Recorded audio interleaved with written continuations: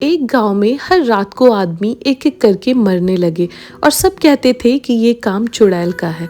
चुड़ैल की कहानियां तो हम सब ने बहुत सुनी है, लेकिन ये कहानी एक ऐसी बच्ची की है जिसके साथ बचपन में ही इतना गलत हो गया कि वो चुड़ैल बन गई।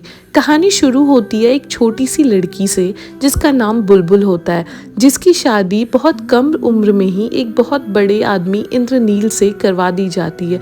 बुलबुल अभी सिर्फ 5 साल की होती है, उसे शादी का मतलब भी ठीक से पता नहीं होता है। वो शादी करके नए घर आती है ये सोच के कि नए घर में गुड़ियों से खेलने को मिलेगा।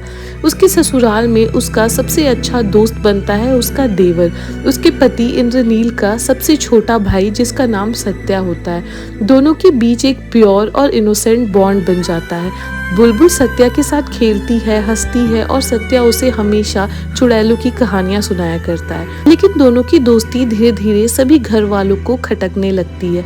इंद्रनील को लगता है कि सत्या और बुलबुल के बीच कुछ गलत है। गुस्से में आकर इंद्रनील बुलबुल को बहुत मारता है और एक लोहे की रॉड से मार मार कर बुलबुल की पैर तोड़ देता है और सत्या को पढ़ाई करने के लिए लंदन भेज देता है। जब बुलबुल चल नहीं पाती है और बिस्तर पर होती है, तभी इंद्रनील का एक भाई महेंद्र उसके साथ जबरदस्ती करता है और ये सब महेंद्र की पत्नी देख लेती है, लेकिन फिर भी वो कुछ नहीं बोलती और चुप रहना ही ठीक समझती है। और उस रात बुलबुल की मासूमियत, भोलापन सब मर जाता है। लेकिन ये अंत नहीं बल्कि शुरुआत थी। सत्या 20 साल के बाद पढ़ाई करके लंदन से वापस आता है। वो देखता है बुलबुल अब बिल्कुल बदल चुकी है। वो अब पहले जैसी चंचल नहीं बल्कि शांत और रहस्यमयी हो गई है।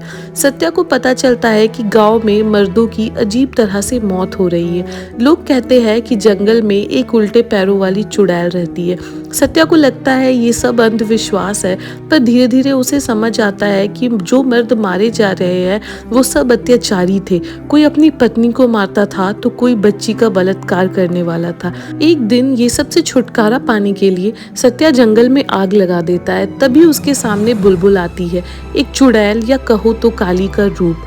जब सत्या उसे बचाने के लिए दौड़ता है तो वो देखता है कि बुलबुल के पैर उल्टे हैं और वो कोई साधारण औरत नहीं बल्कि एक पावरफुल एनर्जी बन चुकी थी।